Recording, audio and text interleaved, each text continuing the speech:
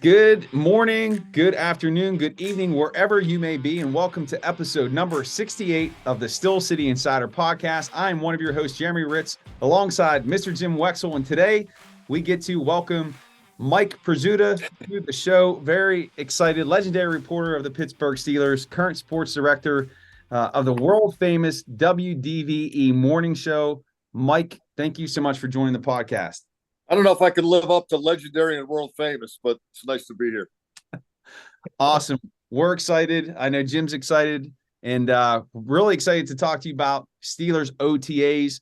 We're in the heart of it. And from your reporting, Mike, I get the sense that you're optimistic about this year's Pittsburgh Steelers team. Yeah, very much so, at least at this early stage. I mean, we still have to get the pads on and find out who can hit, who can't, and all those cliches that you hear every year at this time of year. But I continue to be amazed at the speed in which they have remade the roster. You know, you look back to the end of the Ben era, and now you're at the beginning of the Kenny Pickett era, and it seems like it didn't take very long. Wow. So a speedy transition in the roster. We're seeing that on display in OTAs. And so let's jump right in. Current areas of strength that you're seeing, and I know that we're limited in terms of what you can report from those practices. I know Jim references that a lot, but what's been standing out to you from the players or just schematics, and how is that coming into play, that the speed which they've transitioned this roster? How are you seeing that on the field? I guess I'll start with Pickett because he's obviously the biggest reason why I think they're kind of ahead of the curve. But guys are talking about him as having a leadership role this year, a much better command of the offense. He's much more secure in his position. He knows he's the guy. I think we're going to see his personality come out even more. He's correcting players. They've talked about how he's not afraid to tell them, hey, your depth wasn't right on this route, or do this instead of that. Last year was such a feeling out process for him. I think this year we get the full Kenny Pickett experience. And another guy on offense that, Jim, I don't know what your opinions are on this, but Isaac Seumalo seems to have come in and started to lead immediately. Everybody knows what a good player this guy is, but they talk about him already with something approaching reverence to the other linemen. And I think he's going to be great on the field. He's going to be great in the room. He's going to be great on the team plane. He's going to be great hanging out in the hotels on the road. They really got a steal, I think, with Isaac Seumalo. I will say this about Seumalo, and you're right. All the things you're saying are right, and it's amazing that how he could come in and help guys who've been there with the offense.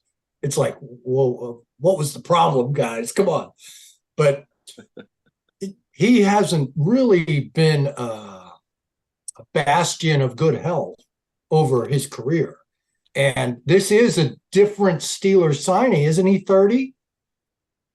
I don't know that Kevin Colbert signed many 30-year-olds in free agency. There are probably instances I'm not thinking of, but that's my only drawback and cautionary note. I'm a little worried that if he does go down, this could tell us why they don't sign 30-year-old free agents over the years. I just wonder if Omar's trying to, too much too soon. I'm just tempering it a little bit. But Isaac Seumalo, I mean, you got to love this guy. You do. And I loved interviewing him, and the players all talk about him. He's an easy story. And he's got his boy Herb, who he calls him, Herbig boys. And it's funny, the way you talked about Pickett being the leader. I was talking to Jalen Warren today. He said Kenny's been texting the group. He welcomes free agents. He welcomes draft picks. I don't know how much Ben did and didn't do of that, but for Pickett to jump into his second year and call people down to Florida for workouts, welcome them to the team. Jalen Warren said he's always active on group texts saying, I should have done this. We should have done this. You should have done this. He's a leader.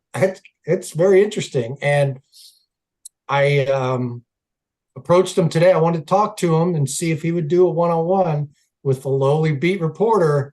He seemed amenable to it, but then I was rudely escorted away by the PR staff interrupting someone else's interview with him. But Kenny holds hope that he's going to be a cool dude in there, and he's going to be willing to help out us beat reporters. So I like all that, how that looks. Yeah, Jim, I'm sure you're used to that. Not the first time you've been rudely escorted away. You'll bounce back. That leadership stuff you talked about in the offseason, Pat Fryermuth brought that up right at the very outset of OTAs, how he gathered everybody and was taking charge of that process. You know, you can't do that when you're a rookie third teamer. When you're the guy, you can be the guy. And I don't know how easy it is to be just starting that second year either. But he's went and done it. I mean, he hasn't been shy about it. You love to see that. I get the impression that's just who he is. I've called him the Pied Piper of Pittsburgh because I can't think up anything more clever than that. But he's just a guy people like, and they want to hang around and they want to follow. Veteran, rookie, if you know him well, if you don't know him well. I was in kind of a weird position with him because I didn't follow Pitt very closely during his career. I knew he was the Pitt quarterback, didn't know anything about him. But, boy, he's got that it factor they talk about with quarterbacks. He has got it. He does, and there's humility there too. You know, Cam Hayward took him right into the corner and said, I want him and him, rookie and my brother, my little brother, right by me. And, you know, we mobbed Cam often, and last year we were still getting a feel for Kenny. And when we were allowed to talk to him, and, you know, he was trying to get his footing too in terms of etiquette and all the interviewing that he's going to have to do. But he would sit there and listen to the Cam Hayward interviews and smile and nod at some of the questions. And it just seemed like a cool dude. I mean, humble, but enough of a leader. I mean, the enough leadership to run a football team. And I don't think that's an accident that they went after a guy with those traits, guys. I remember talking to Art Rooney II the night after Pickett was drafted on 970 ESPN. And Art talked about how well they knew Pickett because he was in the building for 5 years. You know, I wasn't paying attention. Apparently they were. And they were as fired up about who he is as what he can do. Yeah, Mike Tomlin liked to tell this. I can't remember the full story, but a leadership issue involving the two safeties at Pitt who were pretty good, and how those safeties respected him so much, and how Kenny had the entire team. It wasn't just an offense thing. And I know Tomlin was fired up. I know one of the first days of last year's minicamp, he came up to us, and I was the only one paying attention. He said, "Well, Kenny's hands are looking kind of small today, huh, guys?" He was just cocky enough to. He knows what he has. I think Tomlin's very happy. And Mike, on the offensive line, last week you broke a story that really impressed me with your attention to detail, and not just that, but your veteranship in getting the confirmation from Dan Moore that he was playing a little right tackle. And I asked Dan how much. He said 2 to 3 reps of practice. So I'm impressed by your eagle eye, one, Mike, because I missed it. And two, you got the confirmation without a big crowd. I think you kept it until the next morning and nobody else had it. So kudos. But how do you see the line shaping up with the personnel, Mike? I think exactly what that suggests. One, I appreciate your kind words again, but one of the reasons he was willing to confirm it, Dan Moore, is because I think he knows how this is going to end up. They're playing him at right tackle for a reason right now. It's just a little bit, but they need 3, right? Somebody's got to be the swing tackle, right? And they didn't bring Broderick Jones in here to lead the band at halftime. So I think you see Jones on the left, Chooks on the right, and Dan Moore's your swing guy. And certainly a lot of people probably thought, yeah, it might work out that way right after Jones was drafted. But I think the Steelers have confirmed, yeah, they're thinking it might work out that way too. Well, let me just temper that by saying they do. A lot of tempering today, man. Come on, it's the spring. We're fired up. Start planning the parade. Start planning your next book. This is the time to get over the top excited.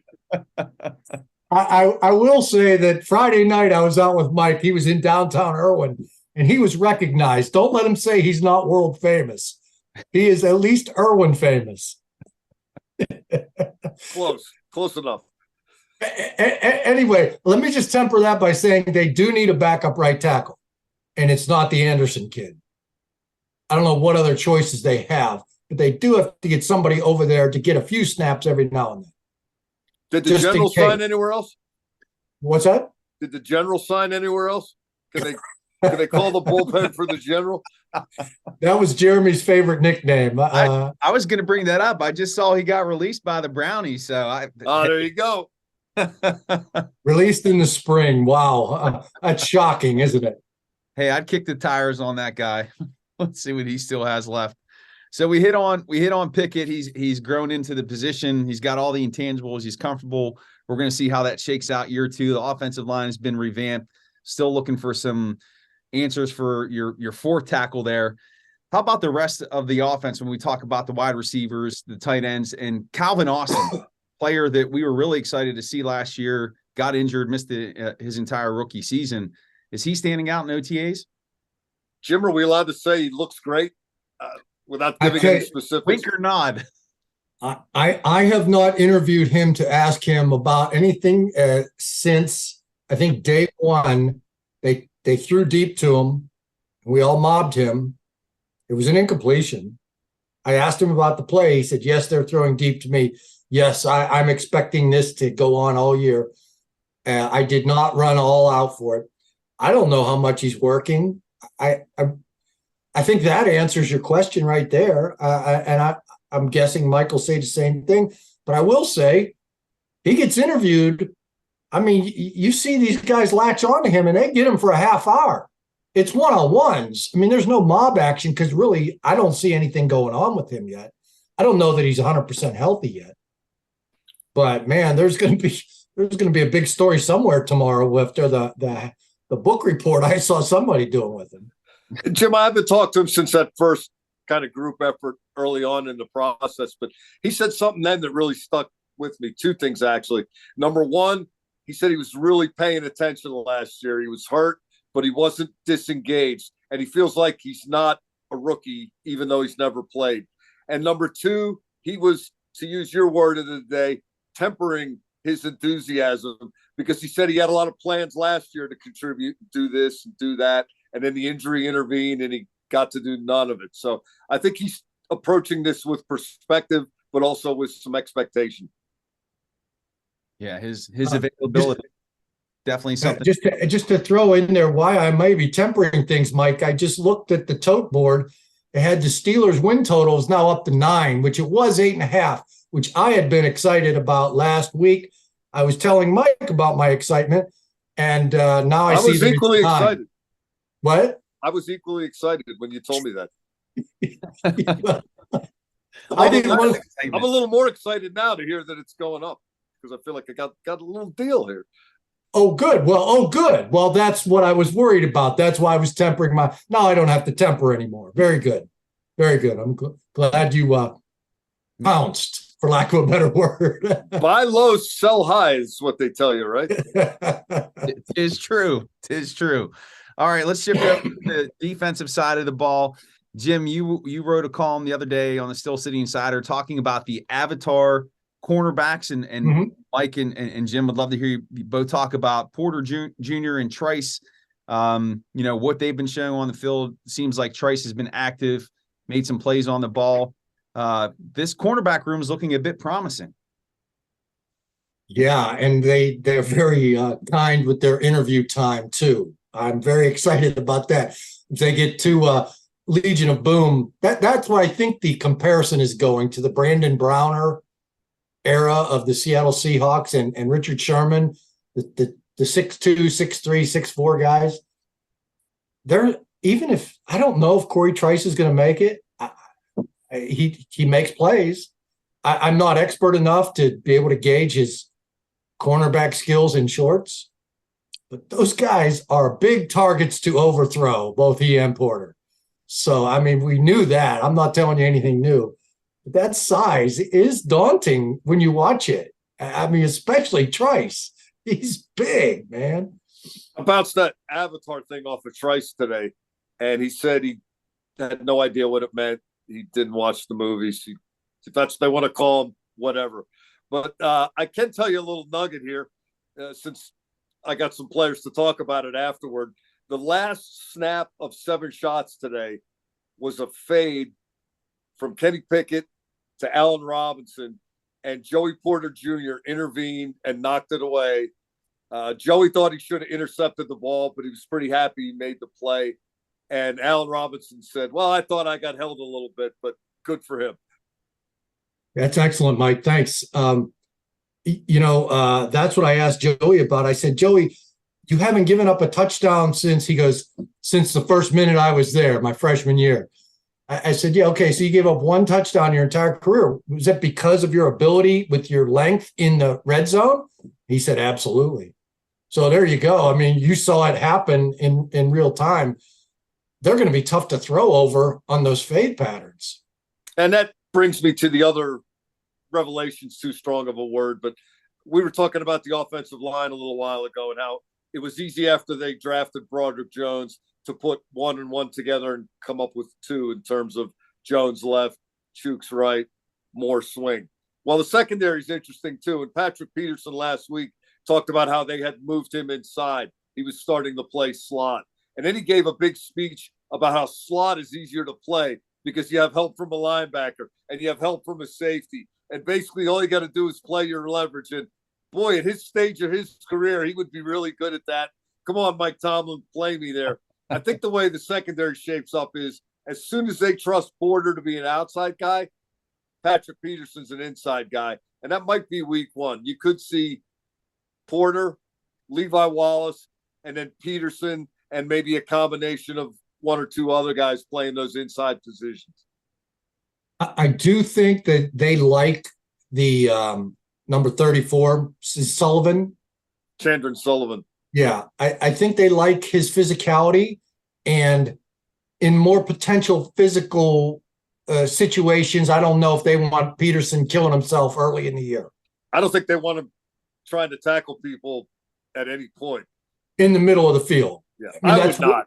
I'll just speak for myself. If they put him in positions where he can read it, dissect the offense, okay, they're in this formation in this personnel group, that means they're going to do this, and then go get the ball. I think that's stuff he can still do really well. I don't think he's a guy you line up against Jamar Chase and say, okay, you got him today. Well, just make sure there's safety help, but I'm not afraid of Patrick Peterson covering Jamar Chase. I don't know, but I would be more afraid with Porter Jr. I know he's gonna press him off the line, but if Chase gets past him, he's going to get past him for 5-10 yards. I didn't want to have time for that, Jim. The pass rush is going to be so outstanding. It's going to be chuck and duck all year with the dancing bear coming up the middle and the 2 outside guys crashing and Cam Hayward. Forget about it. What? And I'll take Jeremy's position here. What are they going to do at inside linebacker? And so I was just how many new pairs have we seen? And will this pair be any different? Keep drafting them, signing them, finding them till you get it right. I'm very high on Cole Holcomb. I've talked to some people around the league that I trust, and they really like Cole Holcomb. I can't sit here and tell you I watched a lot of Commander snaps last year or the last 4 years, but people who I think know what they're talking about tell me this guy reminds them of an old school Steelers free agent, that guy getting his second contract and his career is ready to ascend. I think he's going to be a 3-down player. I think he's going to be a guy who can cover as well as stuff the run.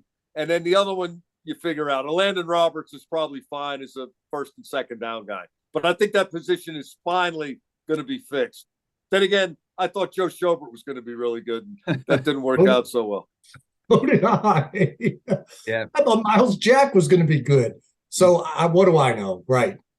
How does Mark Robinson fit into that picture coming into year number 2? No, he was a 7th round guy last year, but did show some physicality.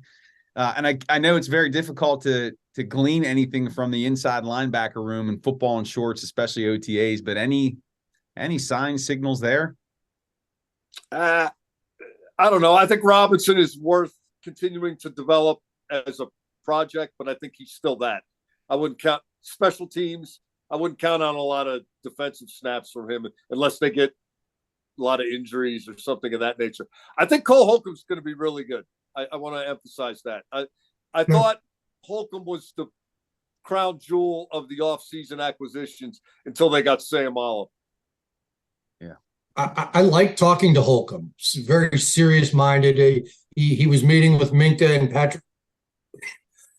Patrick Peterson, and they were talking about coverage and his role in it and how important it is to him. He talked about dealing with the back seven is a bigger responsibility for an inside linebacker than most people realize. So I like that conversation. He's a serious dude. And I hope you're right about the physical part of it, Mike, because it's about time. I mean, people say that they call inside linebacker a fungible position, same as running back, because they're so easy to find. Nah, I don't see that at all. Yeah, I don't either. The really good ones are few and far between, as the Steelers' recent history has reminded us. Well, the Steelers' recent history, but look around. I mean, there's a lot of 4th and 5th round picks playing for other teams. The Steelers signed them for their second contract. A lot of guys getting picked on, too. Right. Where did Rob Spillane end up? The Raiders? Yeah. Who? Rob Spillane? Vegas. Boy, I bet whoever he's covering on September 24th or whatever it is, play that guy on your fantasy team that week, because he's going to go for about 8 catches, 110 yards, and a touchdown. What is the over-under on the Raiders this year? Not low enough. Oh, fantastic. Well, we've covered a lot of ground here from Kenny Pickett to the defense inside backer. Good, Jim. I was just going to say about Robinson's there's not going to be a go-to moment until he gets his opportunity, and then he'll have to seize it. You know, it's same as James Harrison. And that's who he looks like, walking around, sauntering around, and then kind of does. That's a decent analogy. I like. Yeah. Tough to compare anybody to him, but maybe they can I know 4 times and then I'll feel better about it. So, I mean, when he got his opportunity, and it was a lucky opportunity because Alonzo Jackson wasn't good enough to play special teams.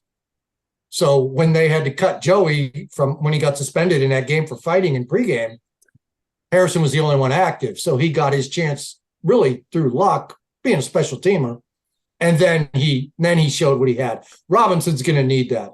Peasy made that happen. That was a calculated pregame fight to give James Harrison the shot he needed. That's when he was throwing the haymakers on William Green, right? That was the Browns. Yeah. Good. Porter didn't see that through very well, Mike. I think, was that 2004 or 2005? Eventually, Peasy was gone in 2007. I think it was 2004, but I'm not quite sure.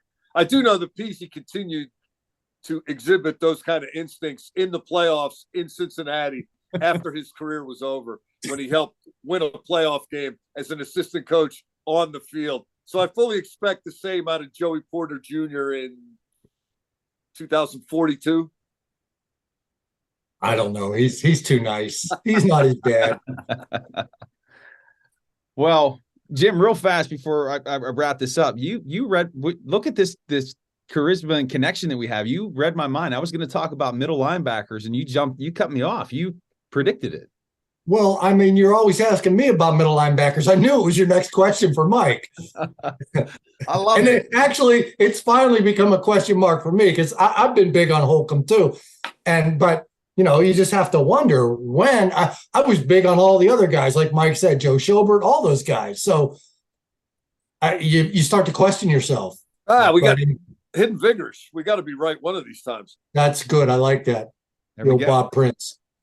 Well, we covered a ton of information here today on Steelers OTAs. Mike, we want to thank you for joining the show. Where can listeners check out your work on Twitter? You have a website, anything you want to talk about you're working on? Yeah, I'm throwing all kind of crap at the wall just like everybody else. WDVE Morning Show, Mondays through Fridays.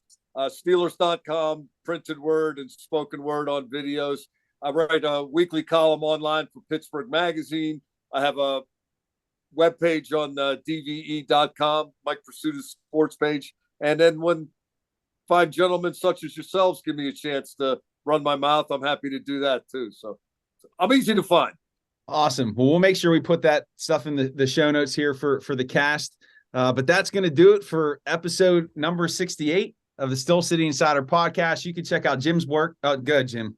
He's got to temper one more thing. Hang on. I got something to sell too here. Our company business, Jeremy, which Mike used to be a part of. Mike used to be a feature columnist here at Steel City Insider. And we're having a big special 60% off annual subscriptions until June 15th, and 50% from June 15th to June 30th, 50% off monthly members who want to upgrade to annual. Boy, if that doesn't sound like the perfect Father's Day gift, I don't know that it exists. Very good, Mike. Very good. You're a real professional in this business, aren't you? Yeah. That's and excellent. By the way, thank you. Did you know Wendy's has breakfast now? Well, that reminds me of driving in this morning, and I know Mike was doing the breakfast at Wendy's, and I'm sure you find those breakfasts delicious, Mike. I do. But this morning, coming into work now, because we have the OTAs start at 10 a.m. So I leave Irwin at 9:15, and I turn the DVE Morning Show on.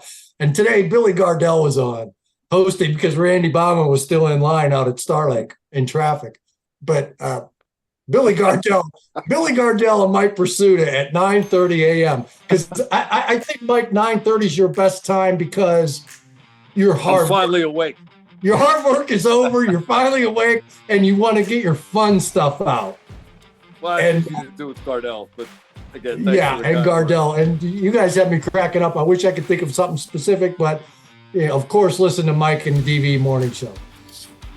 Awesome. Fantastic. Well, again, great work. Check out Jim's work, the Steel City Insider. Give him a follow on Twitter at Jim Wexell, and we will see you next week or maybe the week after for episode 69 of the Steel City Insider podcast. Thanks, everybody.